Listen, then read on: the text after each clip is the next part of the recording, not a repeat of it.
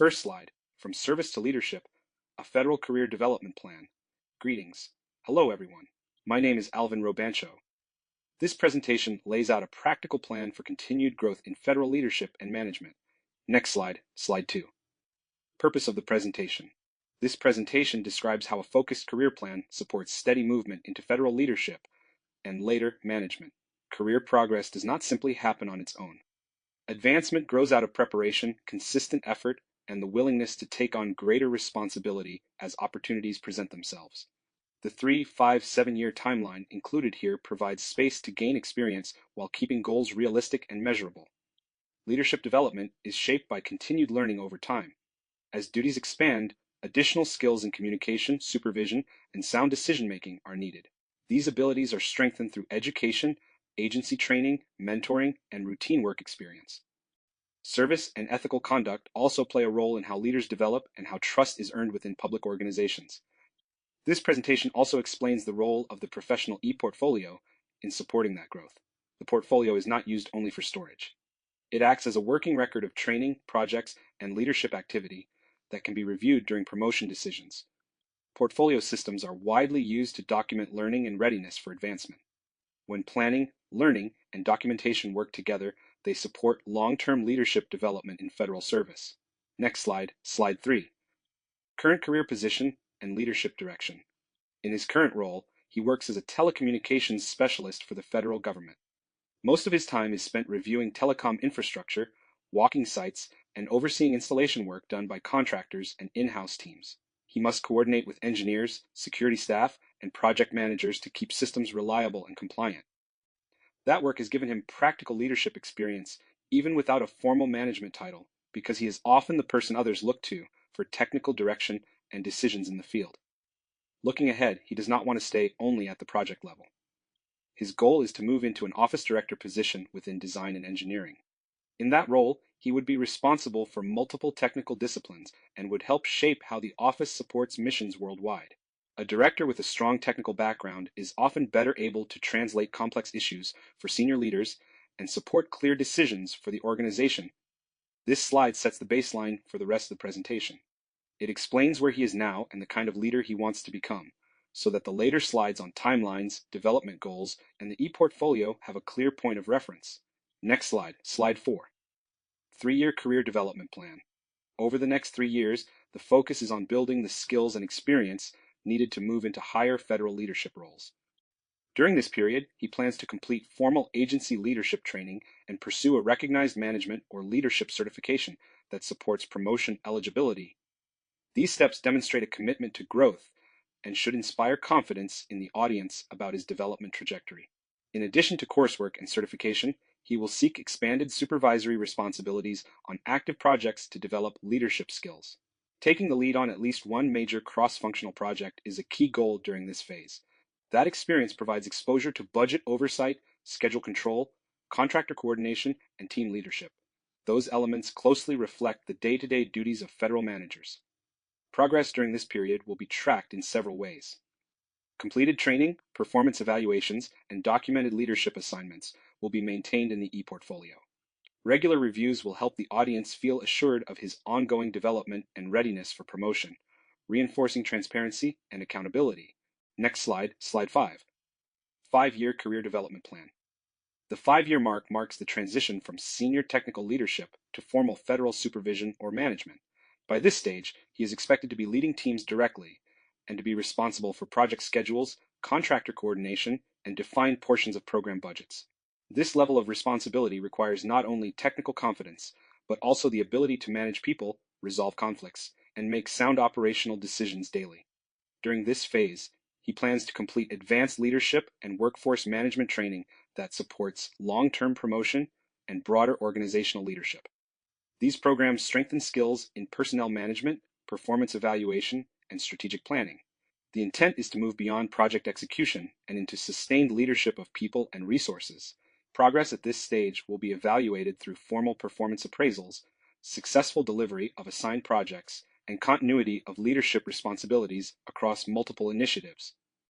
Research on public sector leadership shows that steady growth in supervisory responsibility paired with structured development improves both leadership effectiveness and organizational stability. By the end of 5 years, he is expected to be fully operating at the management level within the federal system. Next slide, slide 6. 7-year career development plan. By the 7-year point, he is expected to be serving in a sustained federal management or office director role with responsibility that extends beyond individual projects.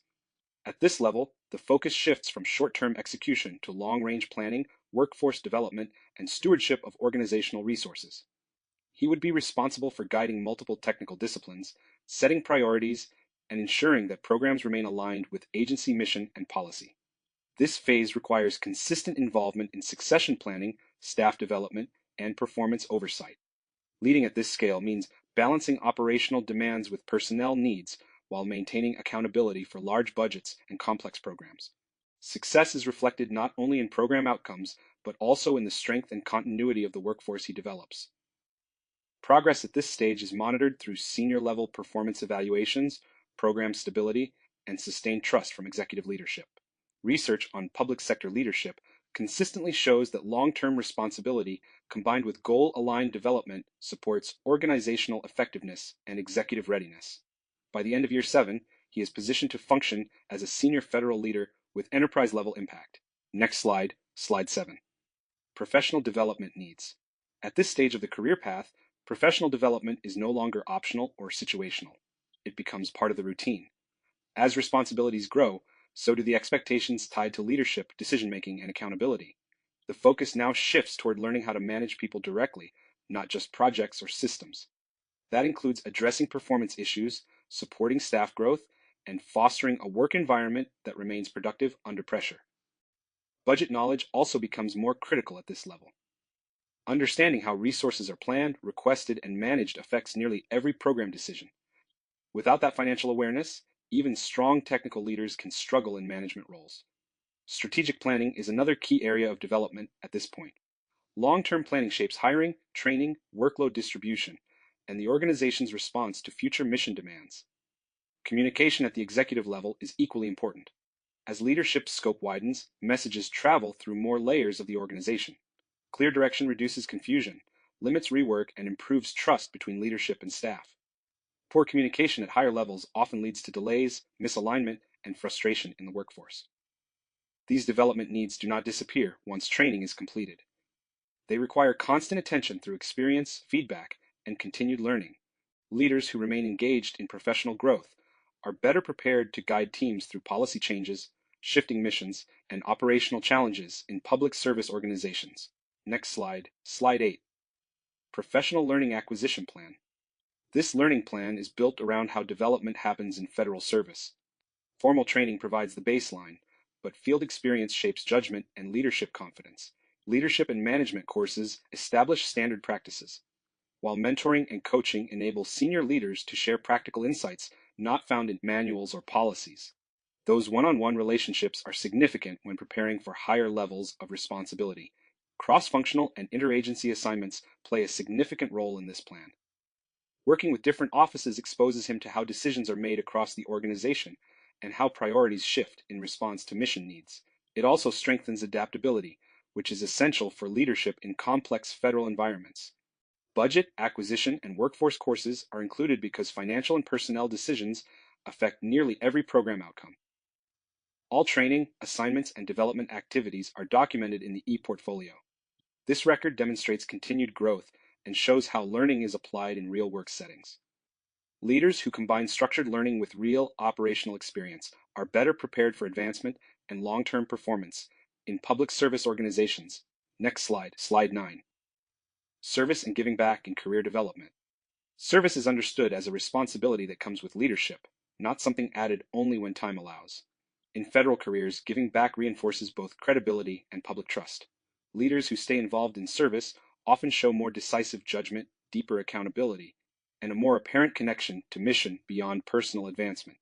Public leadership is built on stewardship, where choices are guided by what benefits the organization and the public over the long term, not short-term individual gain. Service also shapes leaders by keeping them grounded. Continued involvement in mentoring, outreach, and professional organizations creates space to support others while staying aware of real workforce challenges.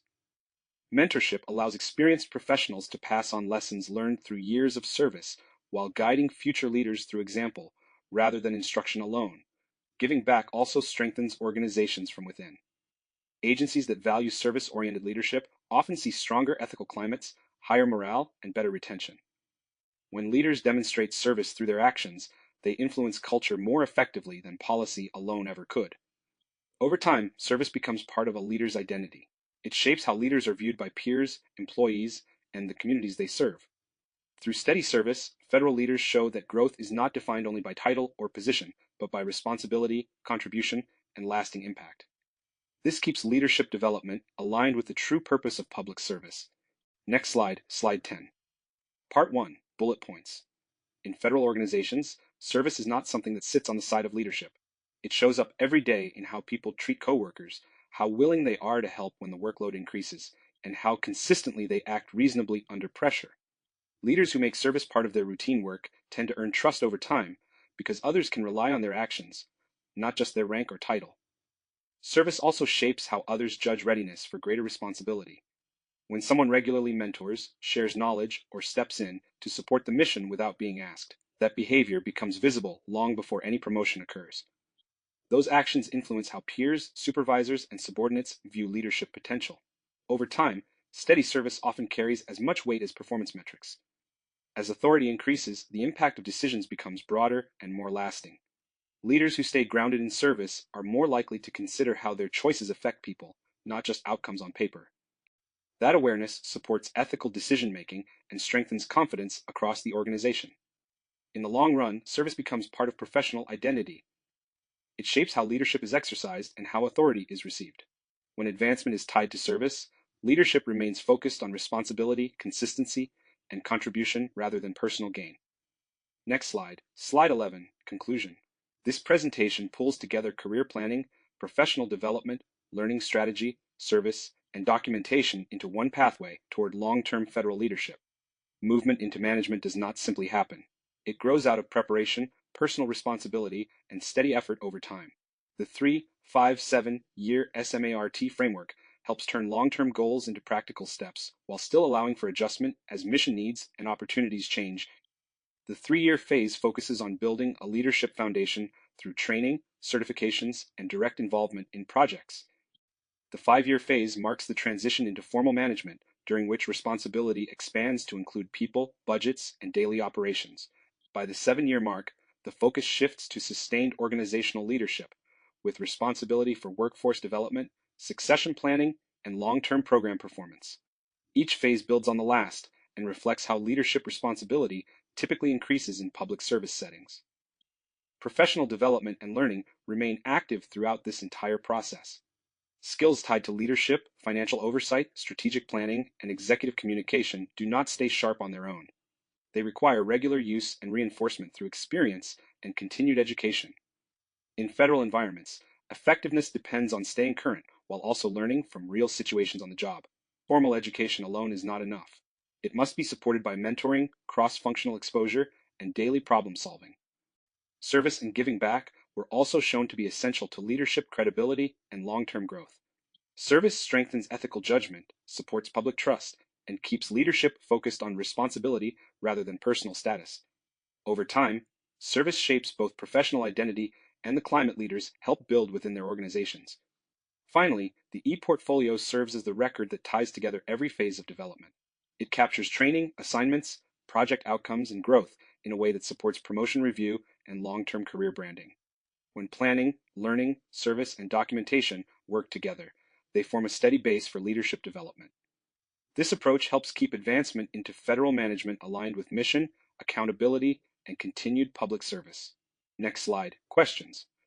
For those who have questions, please feel free to reach out, and we will get back to you as soon as possible. Thank you.